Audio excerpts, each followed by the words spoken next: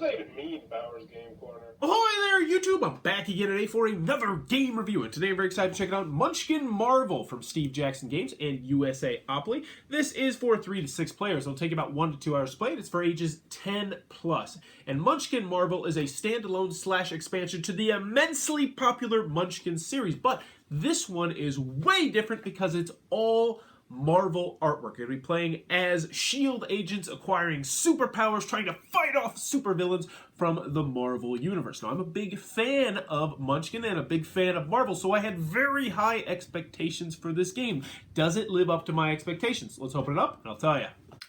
Alrighty then, we're going to take a look at what you're going to get inside of Munchkin Marvel. So first and foremost, we got our handy dandy rule booklet.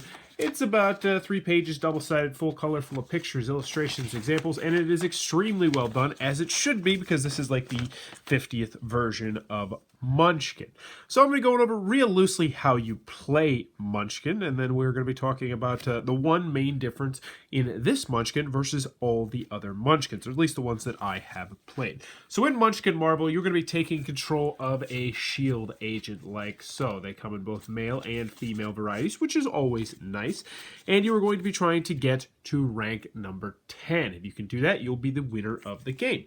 You're going to be getting to rank number 10 by defeating bad guys, by kicking open the door and fighting people like the Hobgoblin and the Lizard and Norman Osborn and all sorts of other bad guys that you will recognize from Marvel Comics.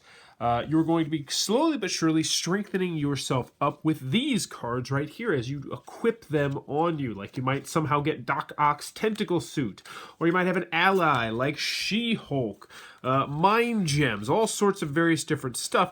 And if you're familiar with Munchkin, most of this stuff will be pretty reminiscent of what you get there, except that they obviously has a Munchkin flair. So we'll go over the components, then we'll get into a little bit how the gameplay works. So component-wise, you're going to get cards, and more cards. You're going to get door cards like so, which will generally have a lot of bad guys on them, like Arn Zola, and on these you'll see the level. That's how much strength you need to defeat them. Also, what you get for beating them, so 2 treasure cards, and the bad stuff if you end up failing to beat them and failing to run away. You'll be able to run away by rolling the 6-sided die, and it is a custom 6-sided die, so instead of the 1, they have the S.H.I.E.L.D. logo there, so that is pretty cool as well. Also, you're going to have this stack of cards over here, which, as we mentioned a little bit earlier, these are going to be treasure. You'll have allies and headpieces and all sorts of various different things. In typical Munchkin fashion, they will have money values on the bottom because, as you know, if you played Munchkin before, you can sell some of your gear in order to gain levels. Just not gaining the final level that will get you to level 10. Now, what is different about the game is the fact that you're actually going to get a little player card in front of you, which will keep track of your sex, how high of your strength is, at least what your level is, I should say. But most importantly, each player is going to get their own unique special ability, which, as far as I can remember, is the first time I've played a Munchkin that actually has this. So we'll go through some of these. Hand items that give you a combat bonus have an extra +1. You get +2 to fight a monster you found by kicking open the door. You get +2 in combat when looking for trouble.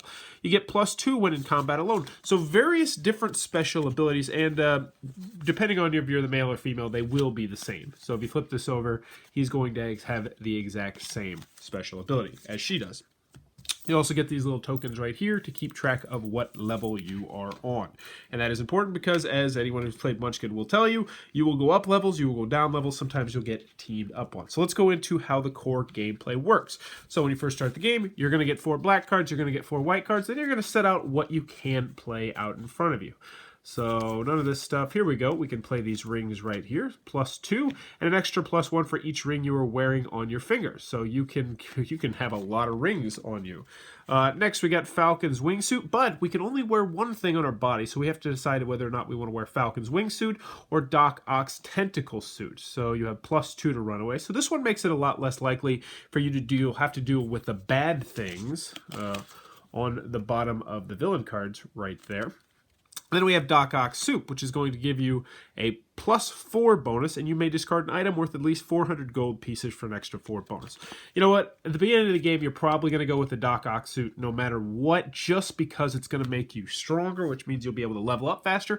And also, when other people ask for help defeating villains, this makes you a very appealing person to come to because you already start off with +4. So we might start with that, then we got ourselves an ally, so bada boom. We have ourselves some strength going on here. We're starting off with 8 strength. That is fantastic. So what do you do on your turn? First thing you're going to do is you're going to kick open the door. What does that mean? Well, that just means you're going to flip over the top card right here. And we'll read it out. Spider Friends Affiliation. So this is good. This is a card that you could put in front of you that is going to be, just think, how in the original Munchkin, like you have different classes and different roles and stuff like that. This is essentially what that is. So this would go into your hand like so. So now you have the option to look for trouble or loot the room. If you loot the room, you just take treasure out of the room. But so we're actually in a good spot because we actually have a card that will let us look for trouble. So next we will do the look for trouble phase. So what this means is we can play a bad guy from our hand out to the table, and that is who we will fight. So we might put out this guy right here, Arnim Zola. So +2 for each affiliation of the player in combat. Now we have an affiliation, but we haven't actually played it in front of us yet, which actually works out pretty well. So we put this out here, and we would have to have at least 4 strength. So let's see what we got going on right here. With this agent right here, we have 1 level, which means we automatically have 1 strength. Not to mention we have +4, +2, +2. So right now we are rocking a very decent 9 strength, which means we are going to crush this guy right here. So now what we'd say is, how we like to do is we tap the table, say, does anybody want to help the monster?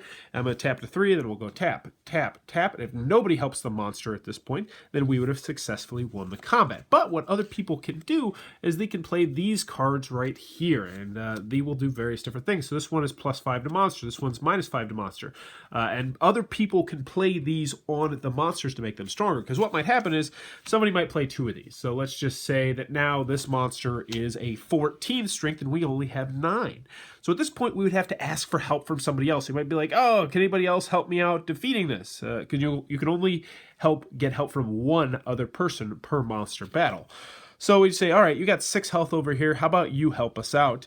And he's like, all right, well, how about we wheel and deer hill? How about you give me one of those treasures and I will help you out? And I'd say, all right, we'll do that. So then we would have enough strength that we'd be able to successfully defeat him. But what could potentially happen is that somebody else could still come in and lay down another one of these cards potentially, which would mean we would have to try running away. If we can't successfully run away, then bad stuff will happen. But luckily, we would be in a better position to run away because of this card. And even if you're helping someone else, if you fail to run away, you still have to deal with the repercussions. So when you decide to help someone, high risk, high reward. But we'll just pretend that nothing happened. We were able to successfully defeat him. This would go into the discard pile right here, and we would gain our 2 treasures. We would grab the 2 treasures, and depending on how you decided to negotiate with the other person, you might get to look at them before you hand them over, or they might get to look at them before you get to hand them over. There's lots of wheeling and dealing in that aspect, but you would get your treasure. You would move up 1 on the level track, and that would be the end of your turn as long as you had less than 5 cards, which at this point we do have less than 5 cards. Anywho, you're going to continue to do that. You're going to go around in a circle, rinsing, washing, repeating. You're going to be kicking open doors, looking for troubles, donating your cards to the people at the lowest level if you have too many cards, until someone is able to successfully get to level 10. Once they get to level 10, they will immediately win the game. And that, in a nutshell, is how Marvel Munchkin is played. Alrighty then, Munchkin Marvel from Steve Jackson Games and USAopoly. What are my final thoughts? Let's go over the pros, let's go over the cons. First, on the con side, game's not going to be for everybody because, well, it is a Munchkin. If you are not a Munchkin fan, this will not change your mind. The game is still a little bit too long. It is still way too take that. It is still crush the leader, because when someone gets to 9 victory points, 9 strength, they are going to get absolutely obliterated, and the next person to get to 9 victory points is going to get absolutely obliterated, and then most likely the third person will probably win the game. And that is a formulaic process of how this game works, which some people are really going to hate. I'm also going to be a hypocrite here, because another comment that some people are going to have with this game is the fact that they have stripped away the distinctive Munchkin artwork and the distinctive Munchkin sense of humor. That is gone in this game. And I ripped to shreds Nightmare Before Christmas Munchkin because they did that. And now I'm a hypocrite because I actually really like the artwork in this game and I feel like it fits thematically very well. But if you like that artwork, if you like that humor, it is not present, so that is something I wanted to mention. Component-wise, the cards are not as thick and sturdy as I would like them to be, especially compared to other games, which I feel like is a little bit inexcusable. Inside the box, you're already advertising expansions that haven't came out yet. You got a custom D6-sided die in here. You have the Marvel license, so I know you're spending money on this game. Can't you, just bump up the cards just a teeny weeny bit? I just wish they were nicer cards. It's not a deal breaker. They're not terrible cards, but it is something that I wanted to mention. Any other cons I have with this game? Oh, I do have a small nitpick with the special abilities. Now, I like the fact that you start with special abilities. I think that's really cool. But I feel like some of them are just slightly better than other ones. I don't feel like they're 100% balanced. Some of them are like, if you can do this, then it gives you a bonus. Whereas some of them are like, hey, you just have a bonus. You don't have to do anything. You just get it. Some of the bonuses you're going to use more. It's a minor nitpick. Obviously, if you're playing Munchkin, you probably don't care about how well balanced the game is. So let's move on to the pros. And on the pro side, Munchkin Marvel is one of my favorite versions of Munchkin that I've played. And now I'm up to about 10, 15 different versions of Munchkin. I love the artwork. The theme comes across well. You're playing as this shield agent, and you've got like allies that you know from the Marvel universe, and you're starting to acquire cool stuff from supervillains and superheroes. Like you might have Doc Ock's arms, and then for one fight you might like take the Captain America serum. And I dig that. I really got into the theme a lot more than I did with Munchkin, Superhero Munchkin, which I enjoyed, but it just it fell a little bit flat. This does not fall flat. Do I wish it had some of the sense of humor from from Munchkin in it? Yes, but still I understand with IP and all that sort of stuff they can't do everything they'd like to do.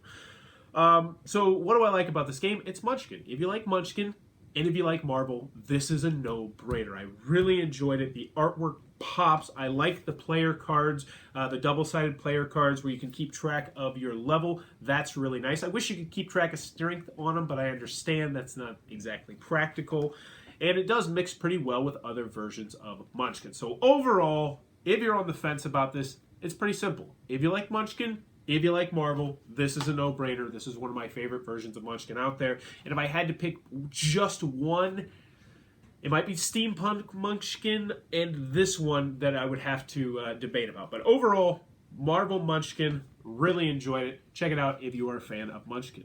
If you enjoyed this review, please be sure to click on the subscribe button down below in the comments below. Let me know what would be the worst superhero power for you personally to have. For me personally, it would probably be being able to see through, like X-ray vision, because I'm a preschool teacher. That'd just be creepy. Be like, I don't want my preschool teacher to be looking through. Yeah. But then again, if I was a superhero, I don't think I would still probably work where I work. I'd probably find some way to, not work there. But anywho, what superhero power would you not like to have and why? Let me know in the comments below. And as always, thanks for your time, YouTube.